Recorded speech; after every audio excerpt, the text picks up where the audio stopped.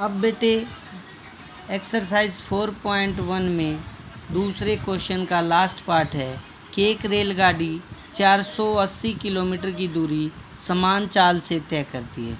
यदि इसकी चाल 8 किलोमीटर प्रति घंटा कम कर दी जाए तो वह उसी दूरी को तय करने में 3 घंटा अधिक समय लेती है। तो रेलगाड़ी की चाल ज्ञात कीजिए। तो सबसे पहले मैं रेलगाड़ी की सामान्य चाल मानता हूँ कि x किलोमीटर प्रति घंटा। तो हम मानते हैं माना रेलगाड़ी की सामान्य चाल x किलोमीटर प्रति घंटा।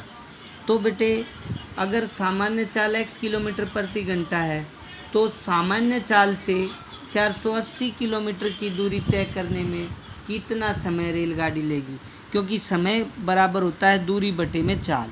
तो इस चाल से रेलगाड़ी द्वारा लिया गया समय निकालते हैं हम। सामान्य चाल से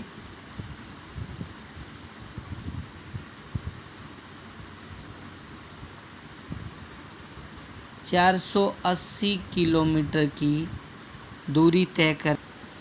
तो बेटे दूरी तय करने में लगा समय होता है दूरी बटे चाल। दूरी तो 480 थी और चाल x थी, तो सामान्य चाल से अगर वो दूरी तय करेगा 480 किलोमीटर की तो ये इतना समय लगेगा। लेकिन अब उसकी चाल 8 किलोमीटर प्रति घंटा कम कर दी, तो दूसरी अवस्था में उसकी चाल कितनी हो जाएगी, x घटा। दूसरी अवस्था में रेलगाड़ी की चाल होगी बेटे x घटा 8 किलोमीटर प्रति घंटा। तो दूसरी अवस्था में रेलगाड़ी द्वारा लिया गया समय, दूसरी अवस्था में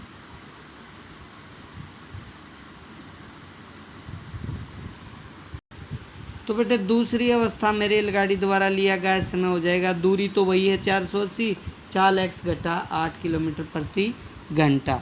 अब प्रश्न अनुसार अब आप देखो बेटे दोनों में 3 घंटे का अंतर है। जो ये चाल कम कर दें तो वो 3 घंटे अधिक समय लेती है। आप ऐसे भी देख सकते हैं बेटे ये बड़ा है या ये बड़ा, दोनों का अंतर 3 घंटे हैं। अगर मैं आपको एक एग्ज़ाम्पल आप लेते हैं, अगर एक एग्ज़ाम्पल लेते हैं बेटे, अगर एक हमारे पास संख्या 100 है, 100 को मैं 10 से डिवाइड करता हूँ और 100 को मैं 20 से डिवाइड करता हूँ। 10 से डिवाइड करने में तो 10 आएगा और 20 से डिवाइड करने में कितना आएगा बेटे, 5।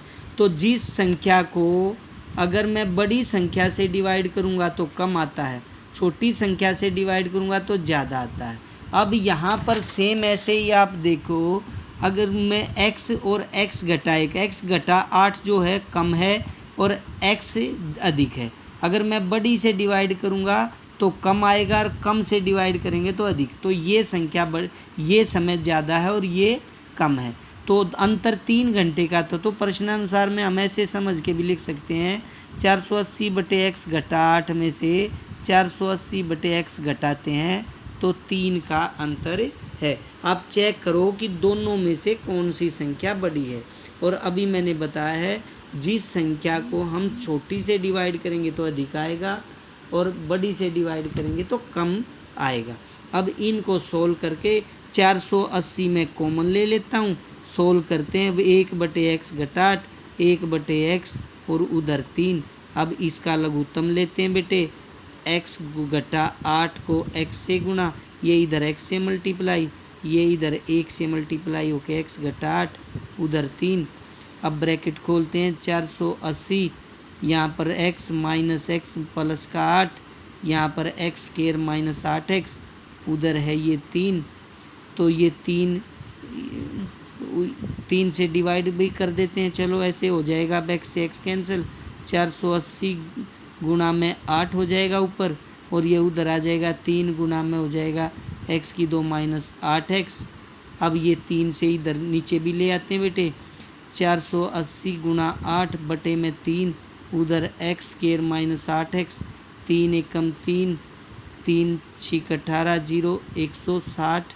तो ये बन जाएगा x स्क्वायर माइनस 8x और इक्वल टू में 8 0 0 8 6 48, 8 एकम 8 और 4 12, 1280 आ जाएगा। अब ये इधर ले आते हैं, समीकरण हमारा अब ये आ जाएगा x स्क्वायर माइनस 8x, उधर आके माइनस का 1280 बराबर 0। अब इसके गुणनखंड करेंगे, गुणनखंड वही उसी तरीके से गुणनखंड होंगे जैसे मैंने आपको बताया था कि गुणा करेंगे तो क्या आना चाहिए बेटे, गुणा जो हमारी आनी चाहिए वो माइनस का 1280। अब गुणा करेंगे तो ऊपर की तरफ माइनस आया है तो ऊपर की तरफ 8 से ऊपर 9 से शुरू, 9 10 11 12 और इस साइड में 1 2 3 4। अब आप देखोगे हर एक में 8 का अंतर आता है। तो 8 अगर मैं 20 लूँगा तो यहाँ 12 लेना पड़ेगा क्योंकि मल्टीप्लाई ज़्यादा लंबी है, अब भी नहीं आया। मैं यहाँ 30 लूँगा तो यहाँ 22 लेना पड़ेगा, तो अंतर थोड़ा लंबा है बेटे। अगर मैं यहाँ 40 लेता हूँ तो हमें यहाँ 32 लेना पड़ेगा। गुणा करके देखते हैं कितना आएगा, 32 0 0, 32 चौके 128, ये गुणा हमारी 1280 आ जाएगी। तो बीच में माइनस, क्योंकि 40 और 32 का अंतर ही 8 होता है, तो ये एक्स स्क्वायर माइनस ब्रैकेट के अंदर आ जाएगा बेटे 40x माइनस 32x और यहाँ पर माइनस का 1280 बराबर 0। इस तरीके से हम गुणनखंड करते हैं। X square minus 40x bracket खोलते हैं प्लस 32x माइनस 1280 बराबर 0। एक्स कॉमन आ जाएगा बेटे, x माइनस 40 हो जाएगा plus 32 common, x minus 40 equal to 0। तो एक बार एक ब्रैकेट में तो x माइनस 40 और दूसरी में x प्लस 32, ये इसके दो गुणनखंड है। अब यहाँ से x की वैल्यू निकालेंगे 40 आ सकती है या x की वैल्यू आएगी माइनस का 32। अब ये रेलगाड़ी की चाल माइनस हो नहीं सकती, तो ये है हमारा असंभव, तो x आ जाएगा हमारा 40 और हमने रेलगाड़ी की सामान्य चाल निकालनी थी, वही हमारा निकल गया।